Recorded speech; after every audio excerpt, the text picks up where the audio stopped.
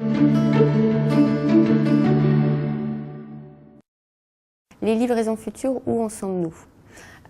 Quel message retenir? Quelle perspective pour demain? 3 points essentiels. Le premier point tout d'abord, le marché immobilier se porte mieux. Sur le plan des investissements, la reprise a bel et bien été actée, les volumes engagés ont progressé de plus 57% en un an. L'année 2010, et j'ai envie de dire surtout les 6-9 derniers mois, ont surtout marqué le retour des investissements en VFA. Donc c'est-à-dire les ventes de programmes neufs de bureaux par un développeur à un investisseur qui en deviendra le propriétaire au fur et à mesure de l'avancée des travaux. En 2010, ce type d'opération a représenté 800 millions d'euros, soit un niveau 2,5 fois plus élevé qu'en 2009.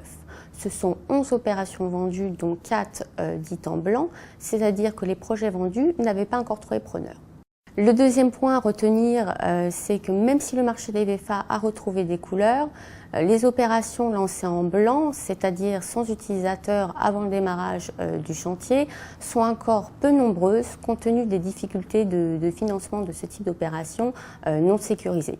Ce que nous avons pu constater, c'est que les projets qui avaient été imaginés, conçus en 2006, qui était une bonne année en termes de commercialisation, ont été livrés en 2009 en pleine crise immobilière. Ces projets sont venus alourdir le stock disponible en Île-de-France alors même que la demande baissait.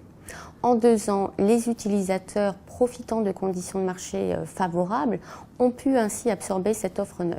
Des secteurs comme le quartier central des affaires, Paris 14-15 ou la boucle sud avec Boulogne-Billancourt, qui disposaient d'un stock attractif d'offres neuves ou restructurées en début d'année, ont connu une forte activité sur le plan locatif.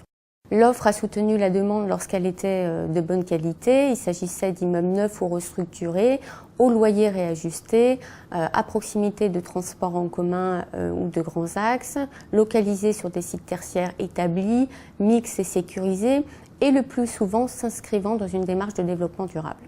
Troisième point, avec la crise économique et financière mondiale, les mises en chantier d'immeubles tertiaires ont connu un net ralentissement, moins 40% entre 2008 et 2009, auquel s'ajoute moins 19% entre 2009 et 2010. Conséquence, il en résulte un important creux de livraison d'immeubles tertiaires neufs, surtout en 2012, pour aboutir à un vrai manque d'offres neuves disponibles qui se prolongera début 2013.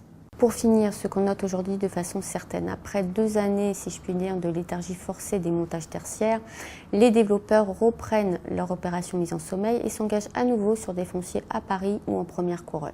On voit même quelques nouveaux entrants qui cherchent à prendre position sur le marché francilien en termes de développement. La compétition risque de repartir sur les meilleures localisations en la matière. Toutefois, les projets en montage aujourd'hui ne pourront sortir de terre qu'en 2013-2014 pour venir réalimenter un marché où les bureaux neufs seront devenus une denrée rare.